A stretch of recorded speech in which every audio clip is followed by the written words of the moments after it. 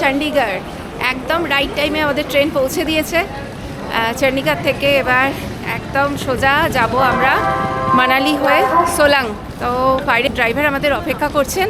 পুরো জার্নিটা আজকে থাকছে, কীরকম রাস্তা, যেতে কতটা সময় লাগছে, সব কিছু থাকবে আজকে ভিডিওটায়, দেখতে থাকো। এখন 1:30 বাজে, আমরা চণ্ডীগড় স্টেশন থেকে রওনা দিচ্ছি মানালি হয়ে সোলাংয়ের উদ্দেশ্যে, যেখানে সোলাংয়ে সবাই সাইট সিনে যায়, কিন্তু আমরা ওখানে গিয়ে স্টে করব। লিফটের জন্য লাইন দিতে হয়েছে। কি বিশাল বড়, দেখো বেরোতে হবে এখান থেকে, চলো। এখন রাতে 2টো বাজে, চণ্ডীগড় স্টেশনের বাইরে আমরা চলে এসেছি। আমাদের ড্রাইভার দাদা আসছেন, ফোন করলো। আর এখানে অনেক অটো রয়েছে, এই অটো করে বাস স্ট্যান্ডে যেতে হয়। হিমাচল ট্যুরিজমের বাসে করে কেউ যেতে চাইলে এখান থেকে অটো করে চলে যাওয়া যায়। কতগুলো টানেল দিয়ে আমরা যাচ্ছি, কতগুলো টোল ট্যাক্স দিতে হচ্ছে, সব কিছু থাকছে আজকে ভিডিওতে।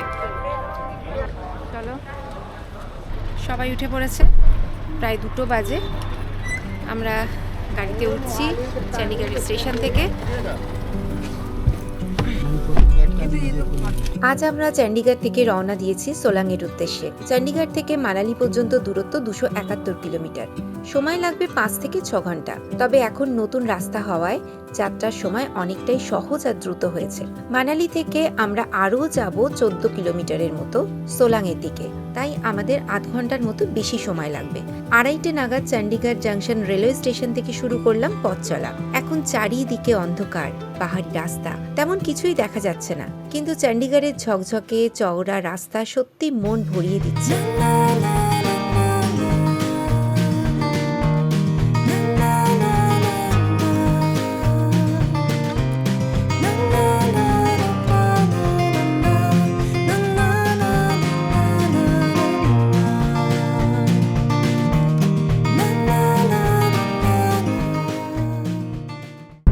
চণ্ডীগড় কমপ্লিট করে পাঞ্জাবে ঢুকলাম।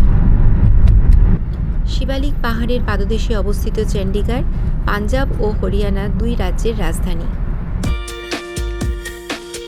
চণ্ডীগড় থেকে পাঞ্জাব যাওয়ার পথে রাস্তায় খাড়ার বাইপাস অতিক্রম করার পরে আমরা যে প্রধান টোল প্লাজার সামনে এসে পৌঁছেছি, এর নাম হচ্ছে কুরালি টোল প্লাজা। চণ্ডীগড় থেকে আমরা এতক্ষণ যে রাস্তা ধরে এলাম, এই রাস্তাটা পুরোটাই কিন্তু একদম সোজা এবং রোড কন্ডিশন খুবই ভালো।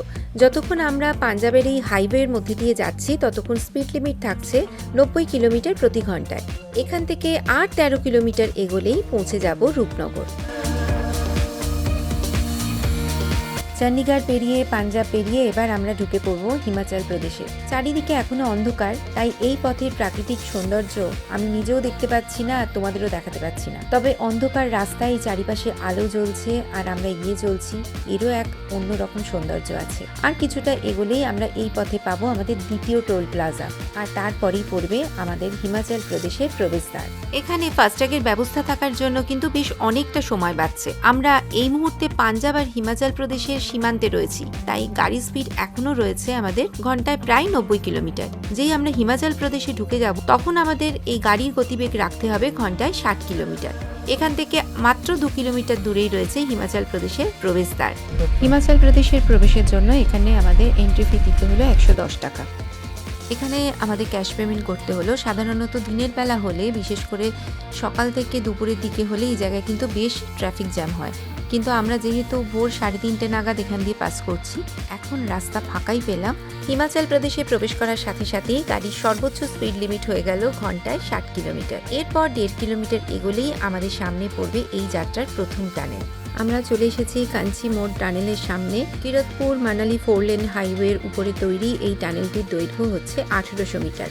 প্রায় 1.5 কিলোমিটারের রাস্তা এই টানেলের ভিতর দিয়ে যেতে হয়। এটি একটি 2 ওয়ে টানেল, তাই এর ভিতরের গাড়ি ওভারটেক করা যায় না। গাড়ির ভিতরে সবাই ঘুমোচ্ছে, তাই আমি তোমাদের সামনে এসে কথাগুলো বলতে পারছি না, কারণ পুরো অন্ধকার এখন গাড়ির ভিতরটা। এই টানেল থেকে বেরোলেই সামনে খুলে যাবে হিমাচলের সুন্দর পাহাড়ি রাস্তা। এই টানেলের ভিতরে গাড়ি চালানোর স্পিড লিমিট হচ্ছে 60 কিলোমিটার পার আওয়ার। এই টানেল থেকে বেরিয়ে আর কিছুটা গেলেই পাবো আমরা দ্বিতীয় টানেল। এই যে এবার প্রবেশ করছি, এই টানেলের নাম থাপনা টানেল। এর ভিতরে স্পিড লিমিট কিন্তু ওই একই, প্রতি ঘন্টায় 60 kilometre. Single tube 2 way tunnel এটা, আর লেন্থ হচ্ছে 465 মিটার। এই দ্বিতীয় টানেল থেকে বেরোলেই সাধারণত সামনে সতলুজ নদী দেখা যায়। দিনের বেলায় এই জায়গাটা কিন্তু খুবই সুন্দর লাগে, চারিদিকে পাহাড়, নদীর অসাধারণ দৃশ্য। কিন্তু আমরা এখন ভোরের অন্ধকারে যাচ্ছি, তাই সেই প্রাকৃতিক সৌন্দর্যটা ঠিকভাবে দেখতে পাচ্ছি না। আর দেখো সামনেই যাচ্ছে HRTC-র বাস। প্রায় সব জায়গাতেই এদের সার্ভিস পাওয়া যায়, তাই চাইলে তোমরাও এই বাসে করে খুব সহজেই হিমাচল ঘুরতে পারো। এখন আমরা ক্রস করছি ভারারি জগতখানা ব্রিজ। এই ব্রিজটা সতলুজ নদীর ওপরই তৈরি হয়েছে। পুরো এলাকা ভাকরানগর প্রজেক্টের অংশের মধ্যেই পড়ে। চণ্ডীগড় থেকে মানালি যাওয়ার পথে এই জায়গাটা কিন্তু খুবই গুরুত্বপূর্ণ, কারণ এখান থেকেই ধীরে ধীরে পাহাড়ি রাস্তার প্রকৃত সৌন্দর্য চোখে পড়তে শুরু করে। হিমাচল প্রদেশে প্রবেশ করার সাথে সাথেই পুরো রাস্তায় গাড়ির স্পিড লিমিট থাকছে ঘন্টায় 60 কিলোমিটার। এই স্পিড ঠিকমতো মানা হচ্ছে কিনা সেটা দেখার জন্য 2 কিলোমিটার অন্তর ক্যামেরা বসানো আছে। এই পথেই তোমরা পাবে সুন্দরনগরে গোবিন্দ সাগর লেক। আমরা এই মুহূর্তে প্রবেশ করছি আমাদের 3 নম্বর টানেলে। 3 নম্বর টানেল এটা নাম্বার 3।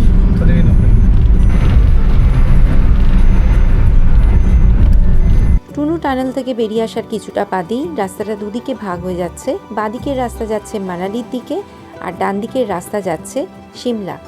এখান থেকে মানালির ডিস্টেন্স হচ্ছে 170 কিলোমিটার, আর সিমলা হয়েছে 82 কিলোমিটার।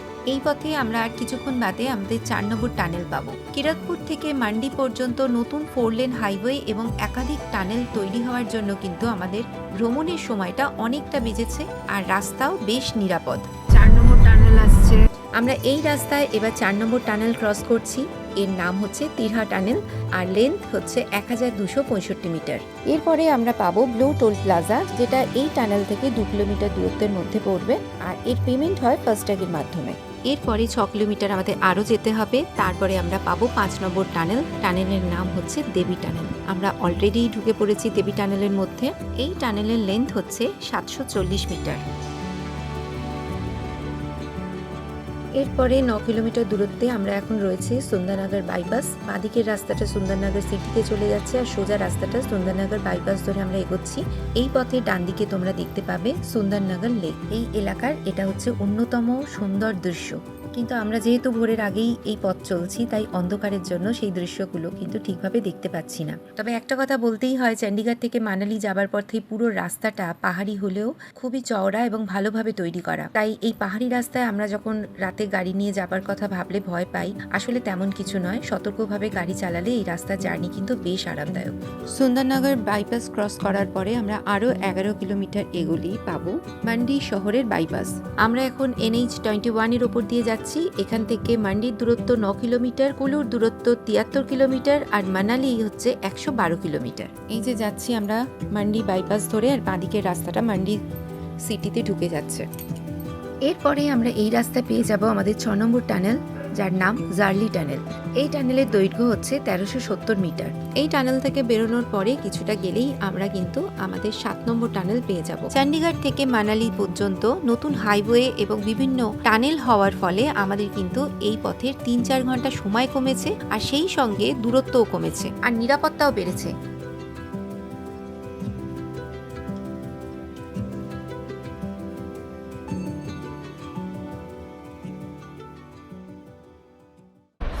মান্ডি থেকে একটু আগে আমরা একটা চা খেতে নেমেছি। এখন বোধহয় 5টা বাজে।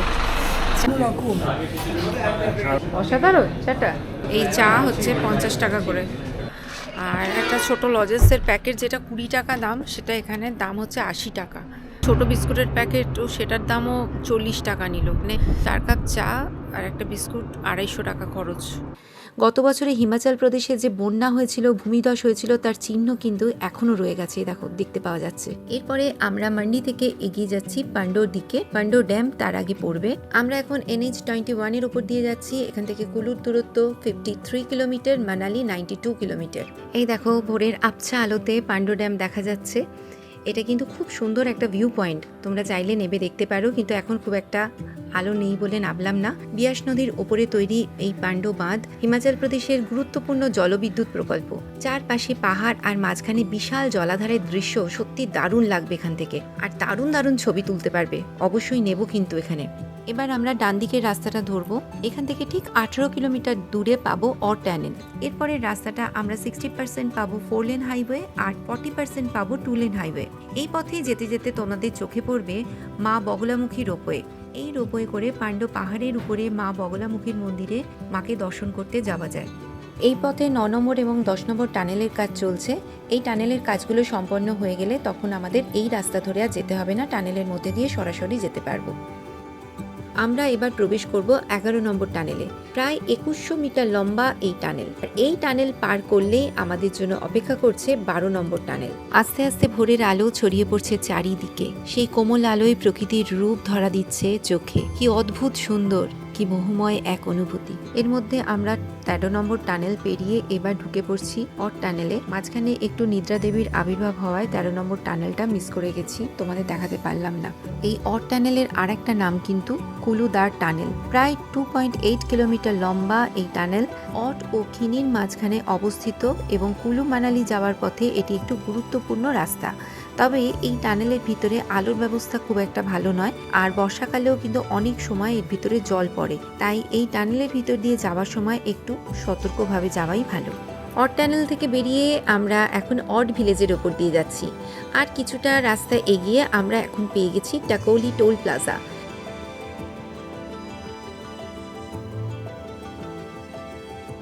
মানালি আর 59, কুলু 19 আর লে হচ্ছে 486 কিলোমিটার। এখান থেকে যে নাম্বারগুলো দেখা যাচ্ছে, এই যে 242, 143, এগুলো সব রাফটিংয়ের নাম্বার।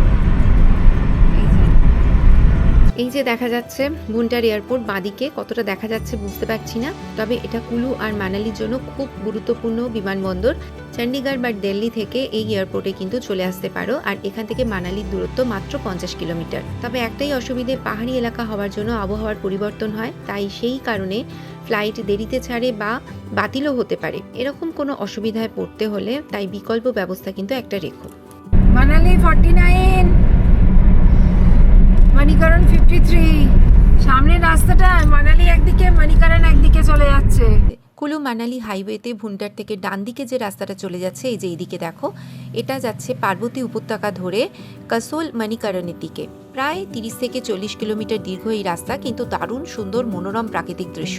আর আমরা যাচ্ছি মেন ন্যাশনাল হাইওয়ে ধরে কুলু মানালির দিকে।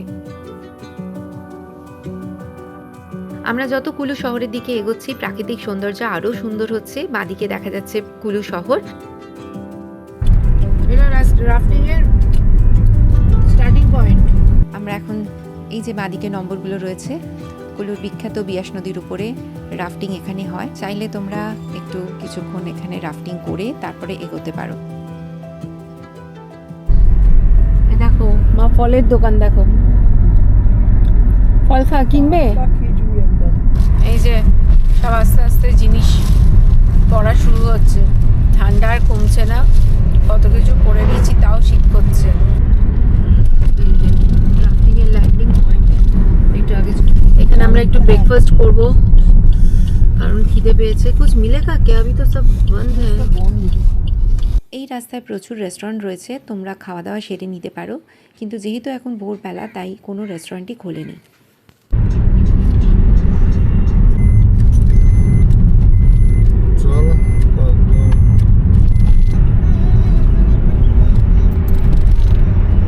আমরা এই মুহূর্তে চলে এসেছি মানালির গ্রিন ট্যাক্স ব্যারিয়ারের সামনে। এখান দিয়ে এই যে সোজা রাস্তাটা যাচ্ছে, এই রাস্তা দিয়ে বাঁদিকে চলে যাচ্ছে। এই যে দেখো বাঁদিকে যাচ্ছে মল রোড। আমরা কিন্তু ডান দিকের রাস্তাটা নিচ্ছি। ডান দিকের রাস্তাটা ধরে আমরা এগোবো সোলাংয়ের উদ্দেশ্যে। এই ব্রিজটা ক্রস করলেই ঠিক ওই দিকে গিয়ে আমরা বাঁদিক দিয়ে বিয়াস নদী বরাবর এগোতে থাকবো।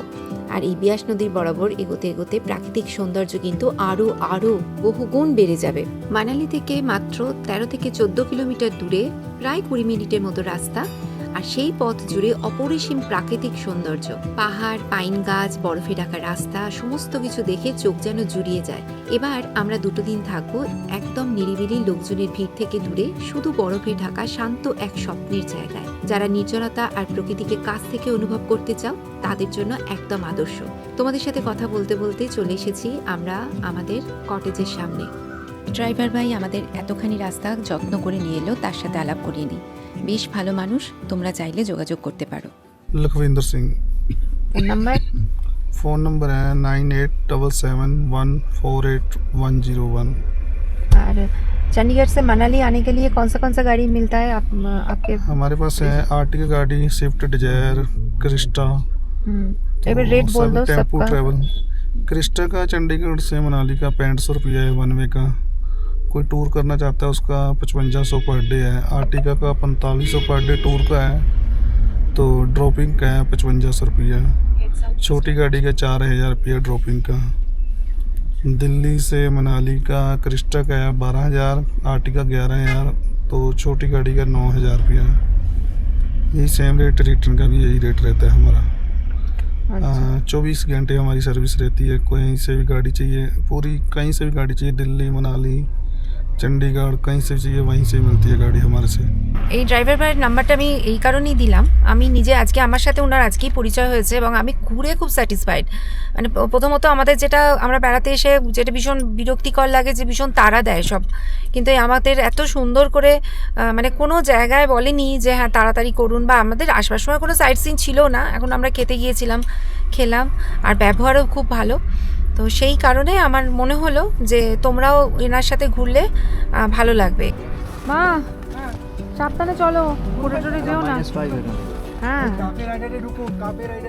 আমরা আমাদের হোটেলে পৌঁছালাম, স্কাই ওয়ান স্কিতে উঠেছি, আর ভেতরটা যাই।